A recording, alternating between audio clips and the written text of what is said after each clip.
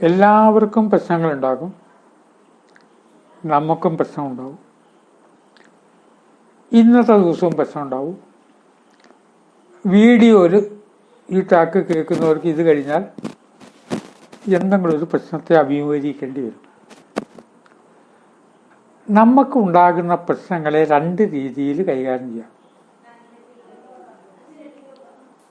അയൽവാസി വളരെ മുരടൻ, അയാളോട് കളിക്കാൻ പോയാലുള്ള പ്രശ്നം എന്താ വെച്ചാൽ അയൽവാസി പ്രശ്നം ഉണ്ടാക്കും, കോടതി പോവും, കേസാവും.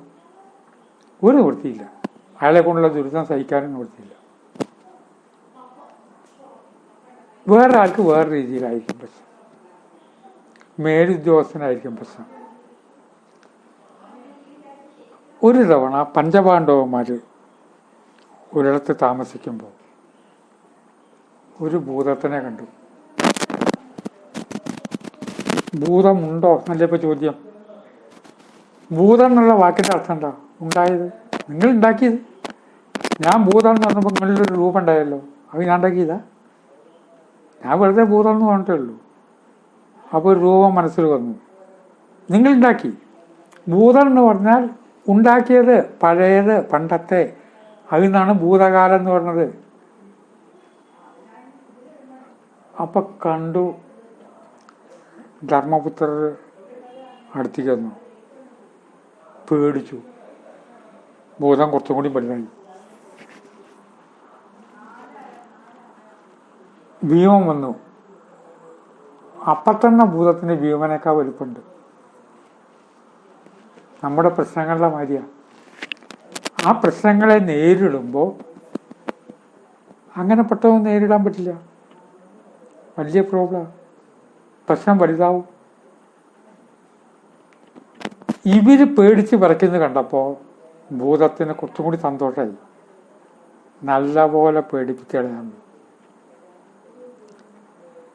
നാം നമ്മുടെ മനസ്സിൽ ഒരു വെപ്രാളം ഉണ്ടാക്കുമ്പോൾ നമ്മളെ നോക്കുന്ന ഒരു നായയിൽ ആ വെപ്രാളം പൊയ്തനിക്കുന്നതാണ് നായ കുറച്ചടുത്തേക്ക് വരുന്നത്.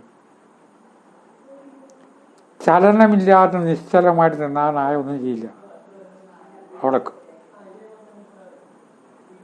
ഭൂതം വലുതായി. അർജുനൻ വന്നു. അർജുനൻ പറഞ്ഞു, ഞാൻ വിചാരിച്ചാൽ നിവർത്തിയില്ല. നകുലൻ വന്നു, സഹദേവൻ വന്നു. ഇവിടെ ഭൂതം എന്ന് പറഞ്ഞാൽ നാം അഭിമുഖീകരിക്കുന്ന പ്രശ്നം, ഇതാണ് ഭൂതം. അപ്പം അവിടെ കൃഷ്ണൻ വന്നു. കൃഷ്ണൻ ഗുരുനാഥനാണല്ലോ. കൃഷ്ണൻ വന്നപ്പോൾ ഭൂതം കൃഷ്ണനെ അറിയാം, എൻ്റെ അടുത്ത് ജാട വേണ്ട, എന്നെ ഇവിടുന്ന് അനക്കാൻ പറ്റില്ല. ആകാശം മുട്ടേ വളർന്നു. അപ്പൊ കൃഷ്ണൻ അത് എങ്ങനെ കൈകാര്യം ചെയ്തു? കൃഷ്ണൻ ഇത് കൈകാര്യം ചെയ്ത് നമുക്ക് പഠിക്കാനാ.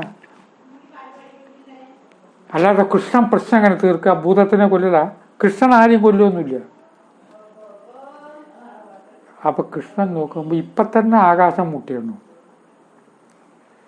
ഇനി ഇപ്പം വലുതായാൽ ആകാശത്തിനെ തുറച്ചിട്ടും എപ്പെട്ടു പോകും. കൃഷ്ണൻ അങ്ങോട്ട് തൊഴുതു. അല്ല, പിന്നൊരു കാര്യം, നിങ്ങളൊക്കെ വലിയ വലിയ ആളുകളാട്ടോ. അല്ല, നിങ്ങളോടൊന്നും മത്സരിക്കാനായിട്ടില്ല. നിങ്ങളുള്ള ഈ ലോകത്ത് ജീവിക്കാൻ തന്നെ നമുക്ക് യോഗമില്ല. നിങ്ങളെപ്പോഴുള്ളവരിങ്ങനെ വലുതായാൽ എന്താ ചെയ്യുക? ഉയരം കുറഞ്ഞു, ആകാശം മുട്ടലുള്ളൂ. ഞാൻ എപ്പോഴും താങ്കളെ കാണണല്ലേ, രാവിലെ മുഴുക്കെ കാണും. എനിക്ക് ഭയങ്കര ഇഷ്ടമാണ്. ബഹുമാനം കൊണ്ടാണ് ഞാൻ അടുത്തേക്ക് വരാത്തട്ടോ, ഇഷ്ടമില്ലായിട്ടല്ലേ. ഇത്രയും വലിയ ആളുകളുടെ അടുത്തേക്കൊക്കെ വരുമ്പോൾ ഒരു അപകർഷതാബോധം, അതുകൊണ്ടാണ്. കുറഞ്ഞു. കൃഷ്ണനെ അങ്ങോട്ട് പ്രശംസിക്കൽ തുടങ്ങി. കൃഷ്ണൻ പ്രശംസിക്കൽ തുടങ്ങലും ഓരോ വരി കേൾക്കുമ്പോൾ പിന്നെ എത്ര വലിയ ആളാ, ധാരായി നിൽക്കല്. ധർമ്മപുത്രോട് ആരാ വിചാരം? നിങ്ങളിപ്പോൾ വിചാരം എന്താ? ഇത് നല്ല പാർട്ടി. കുറച്ചും കൂടി തോന്നും.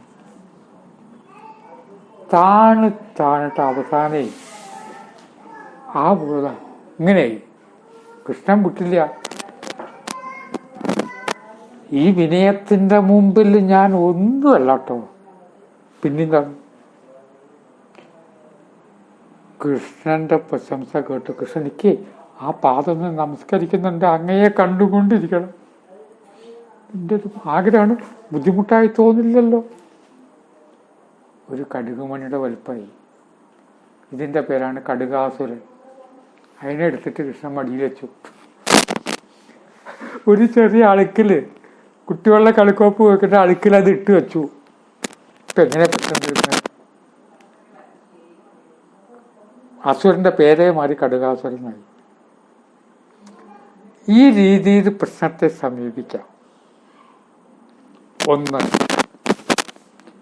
ചിലവർക്ക് രണ്ടാമത്തെ ആണ് ഇഷ്ടം. കാരണം ഇവിടെ ഒരസുരൻ രാമായണത്തിൽ എല്ലാവരെയും പേടിപ്പിക്കുന്നതാണ്. അസുരൻ സകലവരെയും ഭയപ്പെടുത്തുന്ന, നേരത്തെ കണ്ടുള്ള മാതിരി ഒരു അസുരനാണ്. ഒരു ഭാഗമില്ല, അടുത്തേക്കല്ല. പ്രശംസിച്ചുകൊണ്ട് കാര്യമൊന്നുമില്ല. എല്ലാവരും ഇപ്പം പ്രശംസയിൽ വീഴുമോ? വീഴില്ല. വലുതായിക്കൊണ്ടിരിക്കുകയാണ്. വസിഷ്ഠ മഹർഷി വന്നു. എന്താണ് പ്രശ്നം? വലുതായി ഭൂതം, എന്താ ചെയ്യുക? ഓ, നമ്മളെയൊക്കെ വിഴുങ്ങും. അരുപനോ വസിഷ്ഠൻ അവിടെ നിൽക്കുന്നത് മുണ്ടൊന്നര മണിക്കൊത്തു. നീ ആരാടാ? ഈ ആരാ? അത് പറ. എന്താണ്? ഈ അങ്ങനെ താഴാൻ പറ്റേ? ഈ ആര് വലിയൊരു വല്ലാതെ വലുതാവുണ്ടല്ലോ. എൻ്റെ കളി ഇവിടെ ചെറുതായി. ആരാടാ നീ എന്നാ ചോദ്യം. ചിലൊരു പ്രശ്നത്തെ ഇതാണോ ഞാൻ അക്സെപ്റ്റ് ചെയ്തു. ആരാടാ നീ? ഞാൻ കോടതി പോവും, ജയിക്കും. അങ്ങനെയും കൈകാര്യം ചെയ്യും. എനിക്ക് ഈ രണ്ട് കഥയും എനിക്ക് സ്വാധീനിച്ചിട്ടുണ്ട്, എനിക്കിഷ്ടമാണ്. ആ വസിഷ്ഠ മഹർഷിയുടെ ചോദ്യം കണ്ടിട്ട് നീ ആരാണ്? നമ്മൾ ചോദിക്കാറില്ലേ, ഒരമ്മ കുട്ടിയോട് ദേഷ്യപ്പെടുമ്പോൾ, എടാ നീ ആരാണ് എൻ്റെ വിചാരം? മകൻ കാണില്ലേ, നീ ആരാന്നാണ് എൻ്റെ വിചാരം? അപ്പം നമുക്ക് പ്രശ്നങ്ങളെ കടുകാക്കാം, ഈ രീതിയിലാക്കാം. രണ്ടും നമുക്ക് ചിന്തിക്കാവുന്ന കാര്യമാണ്. ചിന്തിക്കാനുള്ള സാഹചര്യം പ്രേക്ഷകർക്ക് വിട്ട് വാക്കുകൾ സംഭരിക്കുന്നു. ലൈക്ക് ചെയ്തിട്ടോ സബ്സ്ക്രൈബ് ചെയ്തിട്ടോ ഇതിന് വേണ്ടുന്ന രീതിയിൽ സഹകരിക്കണമെന്ന് പറഞ്ഞ് വാക്കുകൾ സംഭരിക്കുന്നു. നമസ്കാരം.